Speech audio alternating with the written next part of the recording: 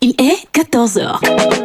Hein? Donc ce n'était pas les divers? Bah oui! 0 francs les frais de transfert et 1% les frais de retrait vrai.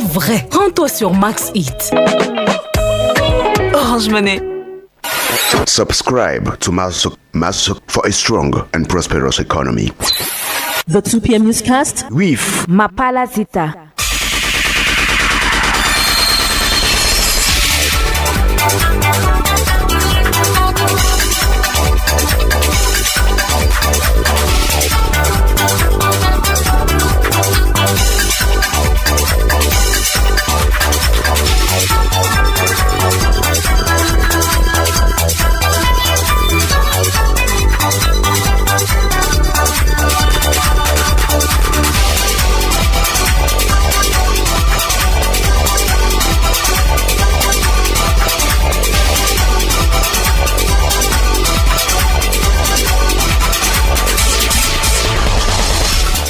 Monday, 29th of September 2025. Good afternoon, Yaoundé. Good afternoon, Cameroon. Good afternoon, Africa. Ladies and gentlemen, welcome to the 2 p.m. News on Royal FM with me, Mapala Zita.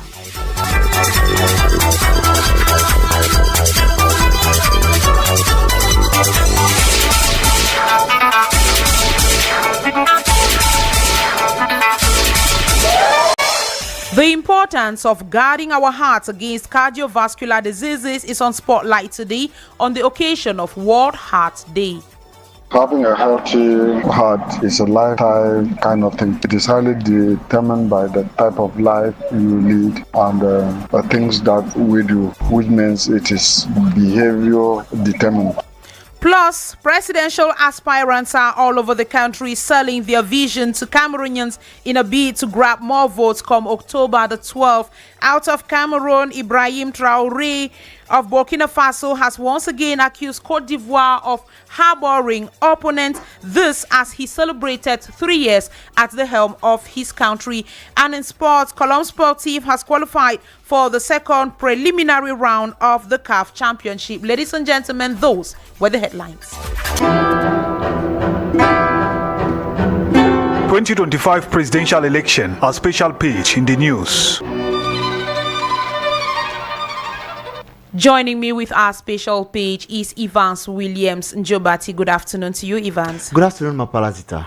Evans, you say days after the 2025 presidential elections were launched, or rather when campaigns for the 2025 presidential elections were launched, presidential aspirants have begun their races in all parts of the country. Yes, Zita, given that the presidential fever started since the final verdict from the Constitutional Council, all 12 confirmed candidates kept the political scene active. In Yaoundé, for instance, Patricia Tumaino Damjoya, candidate of the UDC, started her campaign rally at the Amadou Ahidjo Omisport Stadium Esplanade. Ateke Seta Caxton, Akerimuna and Belububa Maigari arrived side by side at the UNDP headquarters in Yaoundé over the weekend to launch their joint campaign before moving for Whoopway in the littoral region. This move follows Ateke's announcement to endouse the UNDP leader, signaling a major shake-up in the political landscape ahead of the October 12 elections. Take a listen to him. We are not just at a campaign, we are here to face the destiny of our country. It is a tough choice to make, and at this decisive moment in our history, we have to make that choice. It is not a choice between personalities, it is a choice between despair and hope. It is a choice between stagnation and renewal. It is a choice. We represent a new force. Akere Bello Ateki. We represent a new vision. We represent a new alliance that is going to work for the liberation of this country. That is why we choose to stand with candidate Bello Buba Maigari. And together we are going to construct the country that we all love. In Bamenda, the SDF of candidate Joshua Osi began its race with the ideology of rebuilding Cameroon.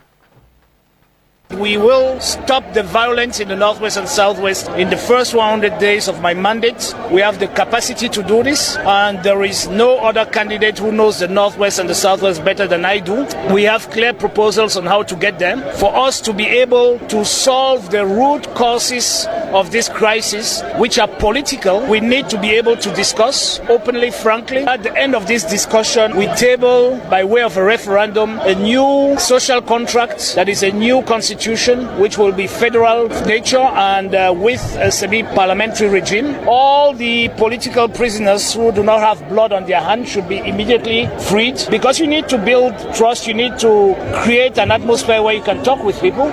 Dr. Jacques Bouga Hagbe, on his part, officially launched his campaign at the Cité Sikh in Douala. He assured the people in the Northwest and Southwest that the Anglophone armed conflict will end this year. Still in the littoral region, Pierre Nkwemu launched his campaign in Penja under the UMS banner with a vision to put smiles on the faces of inhabitants of the Mongo division. Getting to Garwa, the FDC of Samuel Iodi Hiram gathered masses at the Wuro Hoso Stadium yesterday with great delight.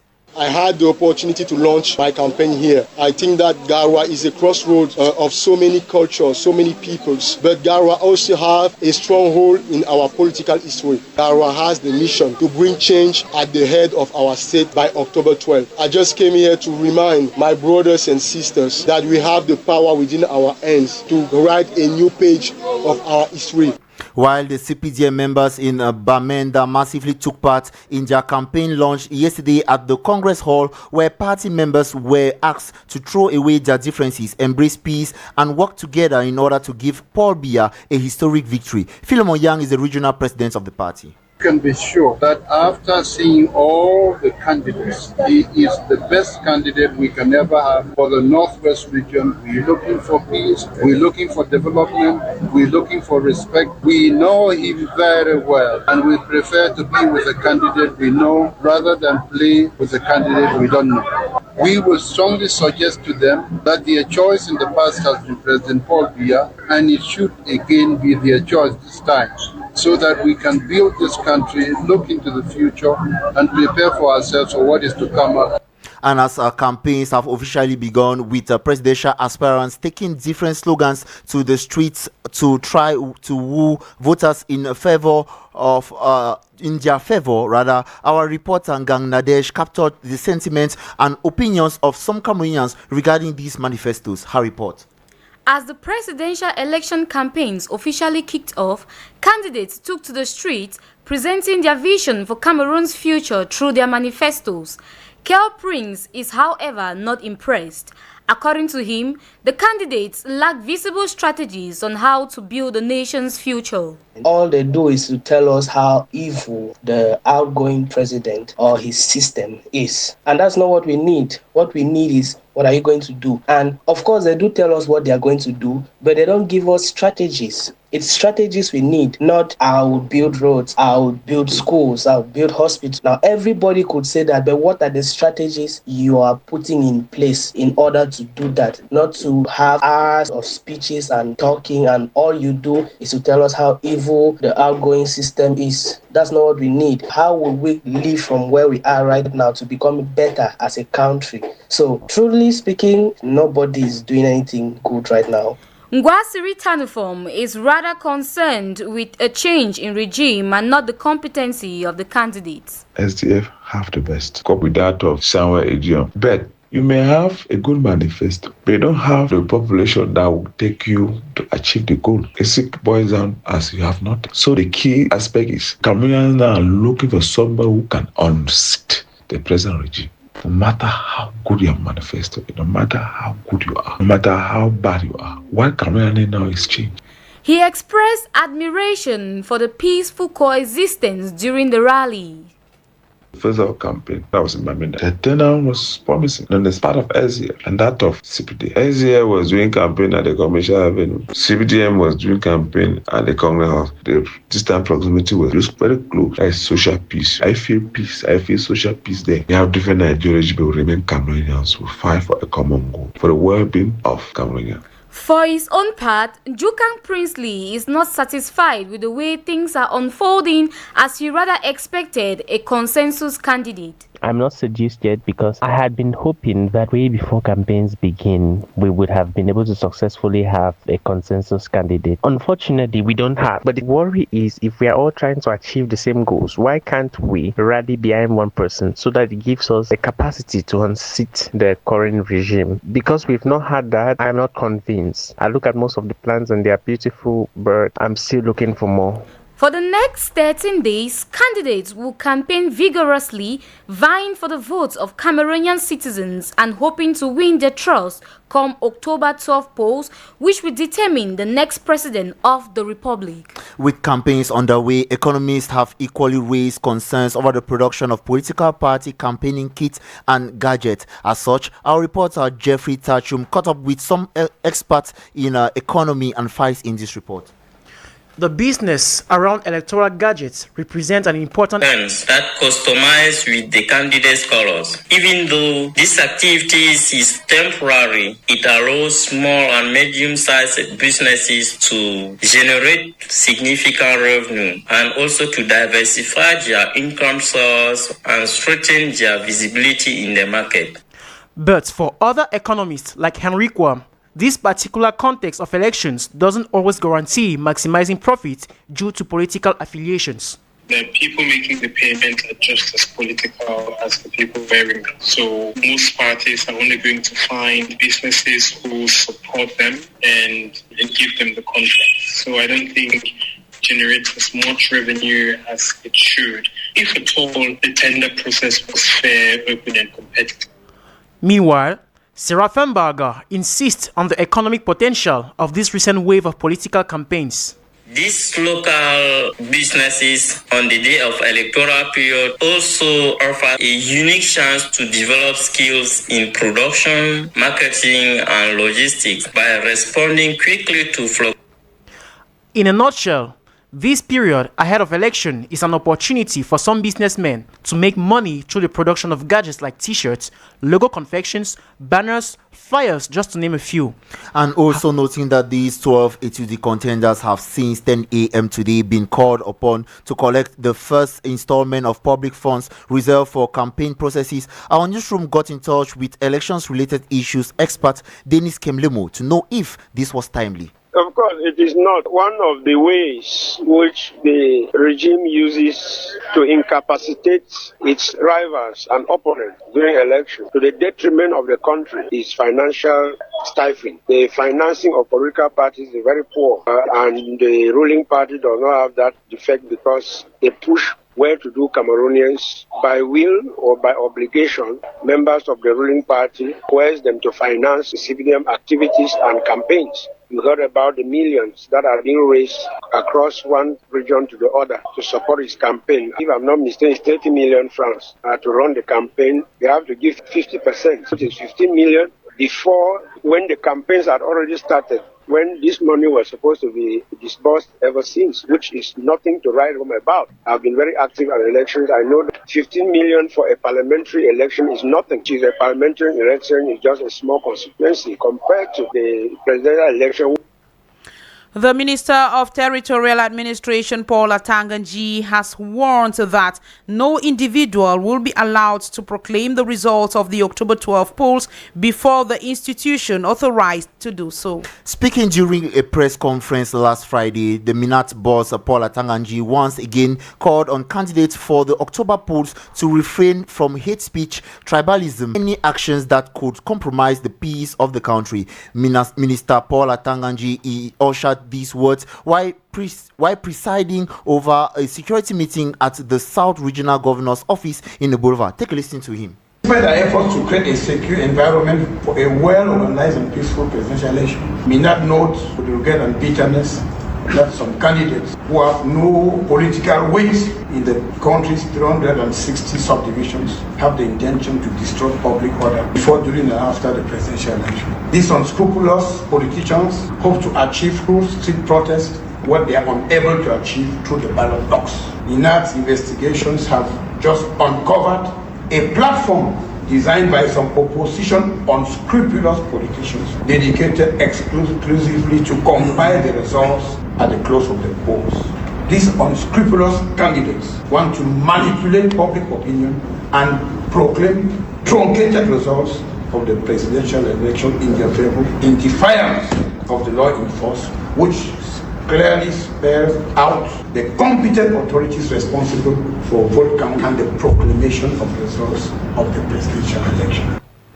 Before you go, Evans, you say we are less than a month to elections day and some voters are yet to withdraw their voters' cards. Given the unavailability of electoral cards in some branches and the overflow of voters in election branches, officials of the body have reorganized to better receive everyone before the elections day. Take a listen to one of them. We have 4 teams in the office. One team receive, another team searching cards, the other team are distributing. The main difficulties we have is some electors have lost the receipt. We tell you to find your inscription in the platform ele.cm. When it is very difficult, we search from the database given to us by electors. And as for the voters, a number of responsibilities are required from them on elections day, as Barrister Mofola Tomnyoy says.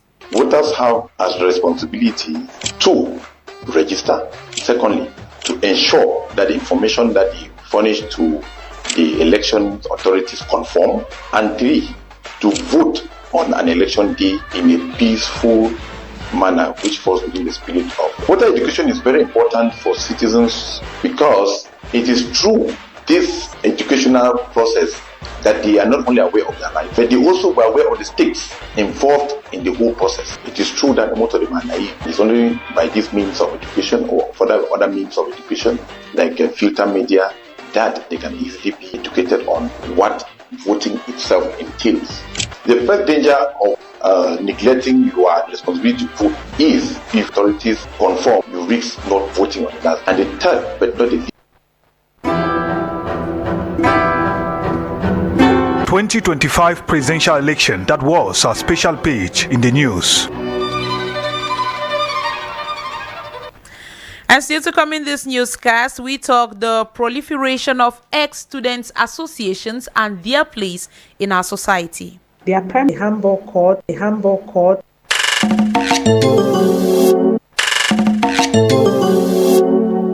Welcome back. If you are just tuning in, you are listening to the 2 p.m. news. You are listening to the 2 p.m. news on Royal FM and watching us live on Facebook at Royal FM Cameroon. Today, September the 29th, marks the International Heart Day. It is celebrated every year to raise awareness on cardiovascular diseases and promote healthy living for strong hearts. World Heart Day is commemorated this year under the theme "Don't Miss a Beat," reminding us to take care of our heart's health, pay attention to warning signs, and go for regular checkups. This day was established in 1999 by the World Heart Federation in conjunction with the World Health Organization.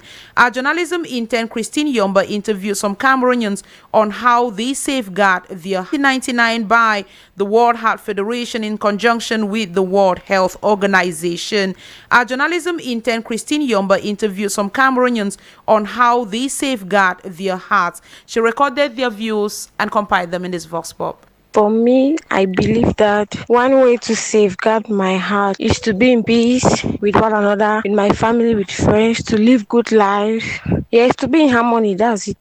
The main way I do two things, and also by sleeping properly. Sleep for me is a very vital part of my life, and it could be seen that even when I don't sleep properly, not that my day is bad, but there's a difference. I make sure every morning when I get up, I can joke for 30 to 45 minutes. After that, I take some food, then I bathe, I relax. That's just mine. And doing like this, I see myself, my heart is really healthy for me.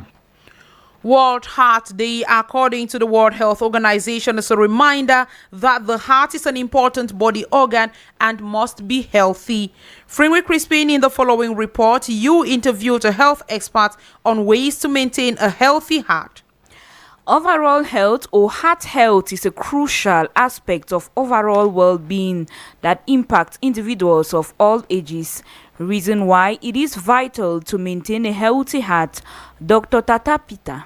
Having a healthy heart is a lifetime kind of thing. It is highly determined by the type of life you lead and the things that we do, which means it is behavior determined. There are certain things that you need to control from the beginning. You need to stop smoking, moderate the consumption of alcohol, and if possible, stop it. It is also important to exercise often, that is at least 3 times a week, as the doctor explains. That is, you need to be active because sedentary life will only lead to a damaged heart. You need to equally regulate your BP, that is blood pressure. Monitor it regularly. If it is balanced, the better for you. The experts further highlight that people who constantly stress and lack sleep are more likely to develop heart problems. Avoid situations that will stress you up. Sleep well, eat healthy foods. If you do all these things and you consume a lot of water so as to eliminate toxins from the body, at the end of the day, you will have a healthy heart.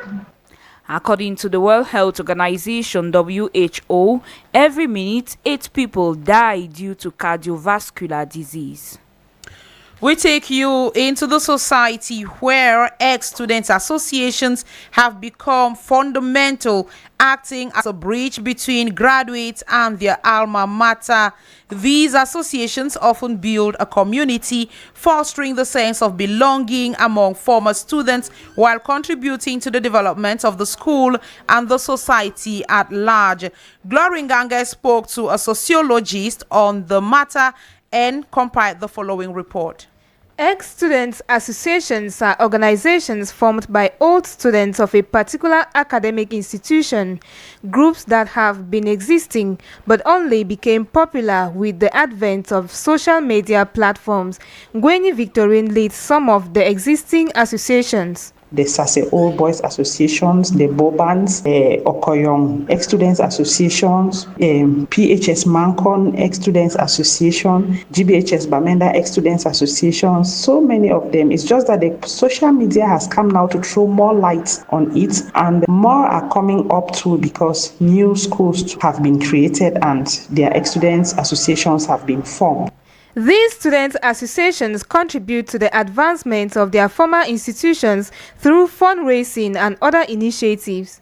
Their primary objective is to, first of all, put together those students of their former to our former school, buy air conditions for the principal's office, improve on the standards of the science laboratory in our former schools, or even build a football court, a handball court, a gymnasium. Thirdly, to see if these students who are coming out of their former schools can be helped by them. The emergence of more ex-student organizations and their contributions to their various institutions is a cost to the infrastructural development of the society at large.